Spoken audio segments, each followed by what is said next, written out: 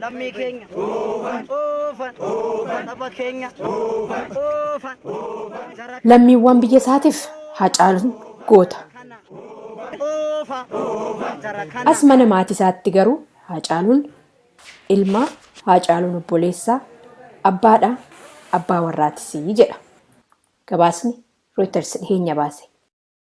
Maatiin ilmi isaanii ofii oduun ta'in uummata bal'aadhaaf jiraate ammallee naasuudhaa fi gadda hamaa keessa jiran. Haati Haacaaluu an artiist Haacaaluun yeroo hunda ittiin kakatu guddattuu tiyya jedhee bakka gahetti maqaa isaanii lafan goone addee guddattuu horaa akkana jedhan.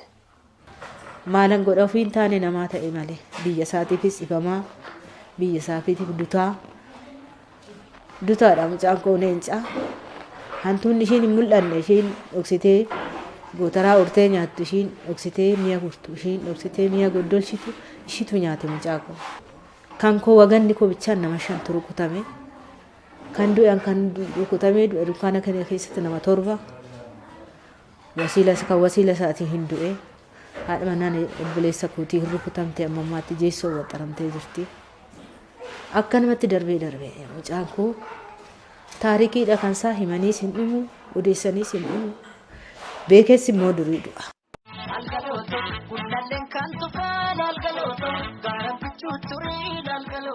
Albamii isaa ittiin beekamtii argate kan duraa Sanyii Mootii bara 2009 odoon baasiin dura artiist Haacaaluun mana hidhaa Amboo Karchallee keessatti waggaa 5 hidhameera. Abbaan artiist Haacaaluu obbo Hundeessaan bara Haacaaluun dargaggummaadhaan Karchallee Amboo keessatti hidhamee ture gurbaa jabaadhu hidhaan qoraasuma dhiiratii jechaan akka turan Haacaaluun tanaan dura miidiyaa irratti dubbatee ture. Obbo Hundeessaan gaafiif deebii Reuters wajjin godhan irratti ilma isaanii dhabuu isaaniitiin lapheen isaanii akkamitti cabee akka jiru tarreessan. Anamman keessatti dabalamutti garaan kun fayyu madaan kun fayyu madaan kun akkuma jirutti jiraata. Lalgaloko lalleen kan tufaa lalgaloko yaa rabbichuu turee lalgaloko walaafu. Waan haala yeroo ibsu duudhaa fi dhugaa aadaa Oromoo weeddisu roorroo uummata isaarra jira jedhe ifatti baasu anjagnummaa uummata isaa ibsu sirbaati ture. Maalan jiraan sirba faarumaan fudhatama argate. Artiist Haacaaluun bara 2016 hojii isaa hawaasa Oromoo biyya alaa jiraatuuf dhiyeessuudha. Yeroo as United States dhufee turetti VOA afaan Oromoo irratti dhihaatee maalan jiraa wanni sirbeef akka itti Oromoon Finfinneedhaa fi naannoo ishiirraa itti buqqifame ibsuufanii jedhee ture.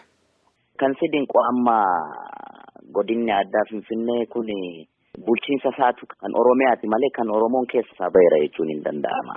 Gaafa hojii aartii keessa gaafa immoo jirtu wanti sitti mul'atu hedduudha.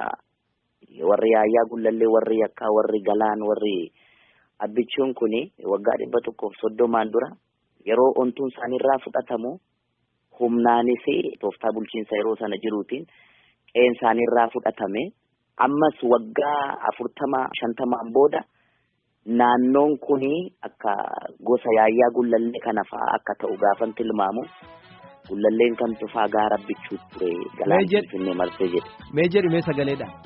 Lalgaloko lalleen kan tufaa lalgaloko gaara Abbichuu ture lalgaloko walaafu.